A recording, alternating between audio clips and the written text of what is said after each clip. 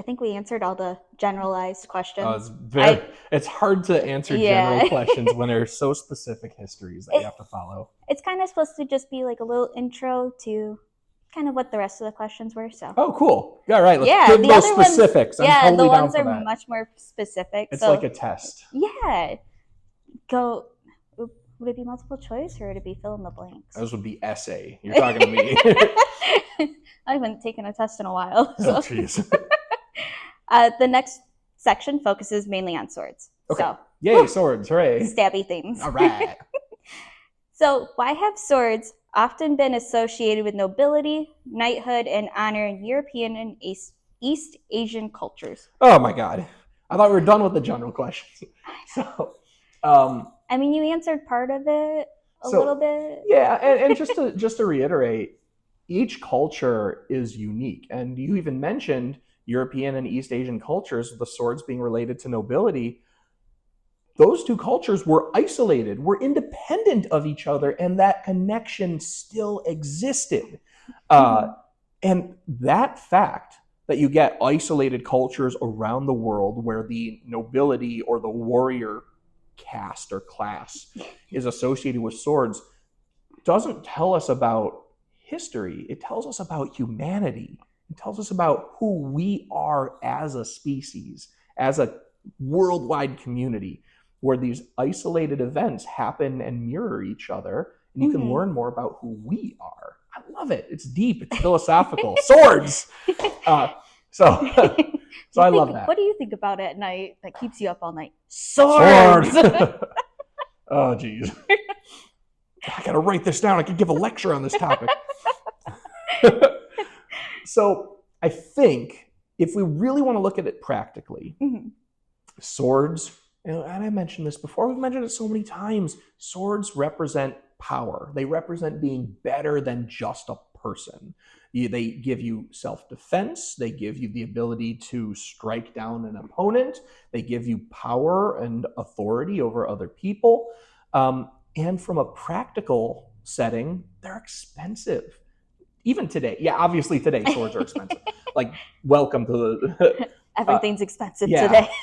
But back in the day, let's randomly pick an era. Let's randomly pick medieval Europe. Okay, yep.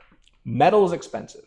You need an entire workforce who is qualified at identifying and gathering iron ore, and then another workforce to refine that ore into workable metal, and then another skilled workforce to make that metal into a shape. And then if we dive into something like a sword, you have people who have more than just the metal.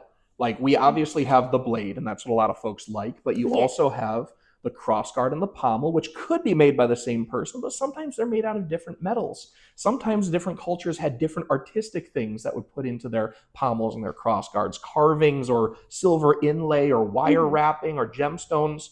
You'd also have to have a leather worker or a wire wrapper, sometimes a woodworker for a hilt, or I guess they all had a woodworker, but the outer layer.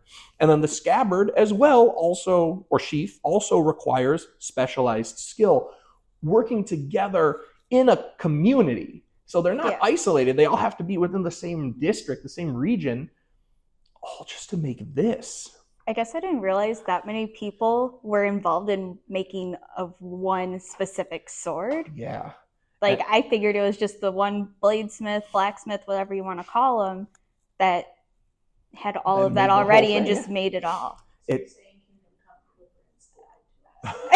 I don't want to say that. I very much promote Kingdom Come Deliverance. They're doing a great job with historical authenticity in media.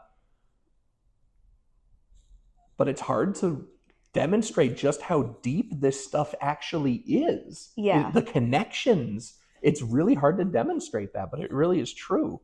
And I think that all leads to all those things, all those necessities that need to acquire, you need to have make happen. That's one of the practical reasons why swords are expensive, and thus the people with authority, nobility, have swords, and why they're associated with them. Because they could actually afford them compared to the common folks where they couldn't. Right, exactly. Now, that's not the case with things like Edo, Japan. Okay. where it was a literal law where only members of the samurai warrior class, which was a higher ranking class in Japanese culture, they were the only ones legally allowed to carry weapons in different forms at different points. Right. For example, in the 1600s, previously it was just kind of it was kind of like a general thing where the samurai would have swords, and like, for example, the foot soldiers, the ashigaru, would not have swords. They would have spears or naginata or guns. And then we have an account from the 1600s where the ashigaru are saying, "Oh my gosh, we can carry swords now. How cool is that? Don't we feel awesome?" And that's because they were bundled into the idea of the samurai as it was redefined in the Edo period. You also get, for example, the daisho, the katana and wakizashi combo. That is why people like the katana and wakizashi, because it identifies them as a warrior, as a higher class. If you really dive into it, the katana is not the war weapon of Japan. That's the tachi. The tachi would have been the appropriate war sword of Japan. But that one wasn't associated with the samurai legally. And so in the entire Edo period, the katana and wakizashi, the daisho combo, was legally that person's a samurai walking down the street because he has the daisho combo. And that's what we associate it with today. So it's that kind of connection with literally legal social status that leads to the popularity of the katana and swords associated with nobility. Yeah, that's really awesome. I keep going to Japan, but there's like a million cultures. Let's talk a quick second. This prime example. So most people associate nobility, upper class, and swords with like old, almost fantasy worlds. The medieval Europe, the Vikings, the samurai. This is something a little bit closer to home, just a bit. This is a type of sword called a small sword. And it is associated with the aristocrats, the upper class of the 1700s. I mean, we're talking like Revolutionary War era. We're talking tricorn hats and your powdered wig and your embroidered frock coat. Yes, I am a nobleman.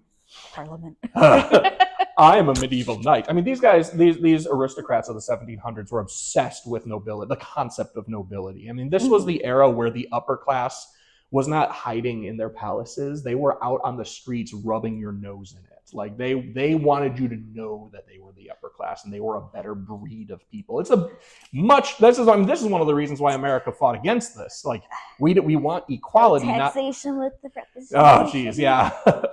But the small sword was part of your average dress for the aristocrats. Sometimes day dress, sometimes formal wear, sometimes warfare. But this was a sword type associated with the upper class. And what I have here is an original mid-1700s, likely English small sword. And it's not in the best condition, but it's what we've got. And here, I'll bring it up so you guys can take a good look at it. So this sword here has a lot of details on it that you can tell would have been beautiful in its original age. So if we start down here, you can see it has a Celtic knot ring, and then alternating between twisted wire, straight wire, and flat ribbon on the handle, going all the way up. The wooden core on this has eaten away over time, so it's not as tight as it would be. So would that be something you'd want to wear a glove with so you don't cut your hand open? Not necessarily. You can have all sorts of different beautiful like designs on the handle. We have another one in our collection that's just a solid piece of metal that's shaped with different facets on it. I don't think that this would cut your hand, but you're a nobleman and you'd be wearing a glove anyway because you don't want your filthy lower class getting close. I'm mocking people who are gone by like 300 years. So it's okay. They can't do anything now. They'll just get you in the afterlife. Oh no. Well, good thing I know how to use a small sword. So, and then of course we have the pommel here, which practically is a counterweight. And if we're organizing this name based on collectors' nomenclature, we call this a faceted olive pommel. But let's not beat around the bush here. This is meant to look like a gemstone. I mean, obviously. Yeah. And so that's a prime example of like, look at how wealthy I am. And so this is a common thing that the aristocrats would have back in the 1700s as a sword representing an upper class, an elite, but not in a good way. No. That's the thing, because these hit closer to home, and us as Americans and also the rest of the world nowadays don't like that class differentiation. So while we mythologize and fantasize about the medieval knight being a strong nobleman, when you really hit closer to chivalry, whereas if you hit closer to home and you kind of look at the same concept of swords and nobility, these guys are kind of the bad guys. They're the ones who are repressing lower classes and working to keep them down and owning slave plantations and things like that, which, of course, the nobility back in the Middle Ages did, but it was farther back in history, and we can just ignore that. Shouldn't ignore history, but to each their own. Yeah. I keep bringing it back to negative, but this is human history. It's usually negative. If you think about history in general, it's always been dark. And we've always ran away from our history. We literally had a time period called the Dark Ages. Oh, geez. Don't get me started about the Dark Ages. Wasn't it the Dark Ages anyways? We don't have much documentation. Yeah, that's the real thing. There's a lot of people who misunderstand why the Dark Ages were called the Dark Ages. But in reality, and there's plenty of sources from that era, it's kind of a lingering title, but we linger titles all the time. We have so many eras and cultures that are called things that are inappropriate for them. Incan Empire, prime example. The Incans never called themselves the Incans. They were not called the Incans. It just so happened that the emperor at the time belonged to the Inca dynasty, and thus nowadays we label them as Incans. I forgot the word that they called themselves up. Editor, put this on screen. Google it. Wikipedia. Don't use Wikipedia. But Wikipedia is a good starting point to find the other sources. Yeah, that's fair. But that's the prime example. Historians label things inappropriately all the time. I don't even need to get into the Vikings were a job, not a people nonsense. History. Love learning more. So you answered that fun question about European and East Asian cultures and everything with the nobilities, which awesome information. So next thing is, how did legendary swords such as Excalibur shape national and cultural identities? That is a really deep question, and I'm glad you asked that, because there's mythical swords in every culture.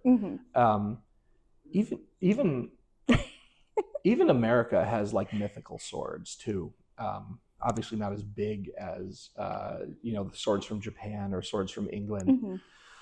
But I think it relates back to what you mentioned before, where swords represent power. Swords represent strength. And if we have, you can have a king with a scepter or, a sword, and it's their sword. And you see there's actual historical examples. You have Charlemagne's saber and the sword of William Wallace. They're actual swords that are there. We can grab them.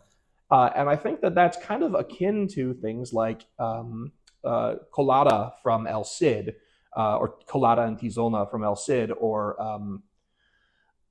actually they have colada and tizona, but Excalibur, there's no let's go to the Excalibur Museum and see the original Excalibur. That one's a true myth, fairy tale, if you will. I mean, heck, we don't even know if King Arthur existed. I mean, there's even myths about King Arthur. There's not myths, I should say, historical theories that King Arthur was actually a Roman general who was trying to gain power in the north when the central power of Rome fell.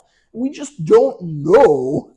And that leads to a lot of the myth and story of Excalibur, this mythical sword, which arguably would make it a Roman sword, and not the classical knightly cruciform sword.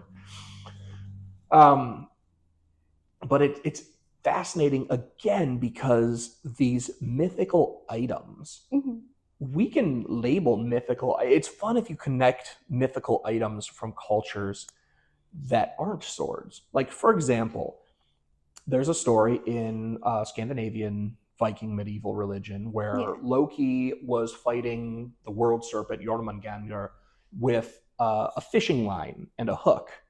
And that was one of the myths, and I don't need to tell. I remember reading that one. It's fun. I do it at the fishing museum all the time. So, but with that one, we don't hear about, Thor's, or I said Loki, Thor fighting Jormungandr with, a fish line. But we don't hear about Thor's mighty fish hook that he used to fight Jormungandr. We hear about Thor's mighty hammer. Mjolnir. We all, thank you, Marvel. Yeah. Oh my gosh. I also don't necessarily need to go into the myth of the Warhammer, Myth time. Thor's hammer was not a war hammer. They didn't have war hammers. War hammers are supposed to be for breaking through armor, plate armor, roughly. And there's examples of that not happening. The Incans, for example, had a mace that was essentially a hammer, and they didn't have plate armor. But for the most part in Europe, hammers are made for breaking through plate armor. Rough generalization. Vikings didn't have plate armor. Plate armor wasn't around in the Viking Age. So the fact that people believe that Thor's hammer was a war hammer, which he did use to fight giants in the myths, yes. The fact was, if you look at his designed hammer, it was not a war hammer, it was a blacksmith's hammer. And so he's using a tool as a weapon. He's not using a weapon, he's using a tool as a weapon. And that's fascinating. Wasn't it dwarves anyways that designed his weapon? Probably. I don't. And if they're blacksmiths, it kind of makes sense they do a blacksmith hammer. That does make sense. But that's just I mean, even look at the historical examples of like pendants that represent Mjolnir. Like it's not a warhammer. It's got a head this big and a handle this big. It is meant for tools and crafting, not warfare. Where were we? Loki's fishing line. Mythical weapons. Mythical weapons. So Mjolnir, for example, is a mythical tool used as a weapon. Actually, I'm going somewhere with this, but we don't have Thor's mythical fishhook. So it's the weapons, but only weapons that are recognizable that are given names. You also get like mythical ships, mythical cities. Atlantis. Yeah, Shangri-La. There's a ton of them. El Dorado. City of Gold. Yeah. And then mythical swords, of course. And those, again, are across the world where you have mythical swords or naming swords. Fun connection, too. Naming weapons is actually very popular, very common. We don't have a lot of details. I mentioned this before, where like warriors from the pirate age or the Viking age, we have very little records of their detailed actions of one dude. But we do occasionally get little snippets of like, this sword named this or this sword named that. But if you look at the more modern records, Civil War, prime example, where we can read memoirs and diaries of these soldiers because it happened in modern days with higher education and literacy rates were high up, we can find out that even these little low-ranking privates in the military of the Civil War named their weapons. One of my favorite ones was a soldier who named his government-issued rifle musket Trim Thicket. And I know, I love it. It's like something from the Shire. I love it. I'm just picturing a little hobbit running around with this now. It's probably because when you shoot a line of muskets into a thicket of woods, you're trimming it. Yeah, you're trimming it, Probably, I don't know, but it's like the cutest little name. And I love it. It is. But if we take that as an example of how humans act in warfare, you can corroborate that with like Viking sagas who mention Vikings naming their swords. Naming swords was pretty common, and it doesn't have to be a mythical sword with slaying dragon characteristics. It's your sword. Name it what you want. And it again goes to the fact that swords are connected to you and make you feel better as a person, stronger than you are alone. Yeah, I like that. Wow, I'm surprised I got there, but I did it. Yeah, no, that was like, woo. Yeah. There. Yeah, there it is. So.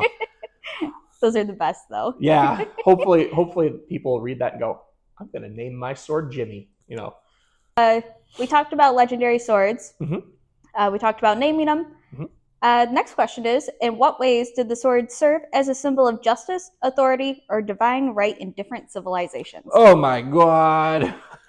Justice and authority. Wow. So, of course, the sword is a representation of warfare. And with that, often if you are walking around in a time of peace with a sword, you are either doing it, one, to show that you have authority like a constable or an officer of the law, or two, bragging that you were a part of the warfare that got us to the peacetime that we are today. Oh, of course. I don't know if bragging rights. Yeah, I don't know if bragging's the right word, but like also memorable commemoration, whatever it is. Don't forget the struggles that we took to get here. And I think that's a double-edged sword, because there's one, commemorating the struggles that we took to get here. honor and memory and strength. But then at the same time, the fact that the officers of the law from across time carried weapons in one form or another show that even though you worked hard to get to where we are today, it's still not perfect. It's still humanity is still humanity. We're still going to have criminals and lawbreakers no matter what you do. So in one sense, you see it as a form of freedom or accomplishment, and at the other side, you see it as a reminder of the difficulties of the society we live in. Right. I forgot your question.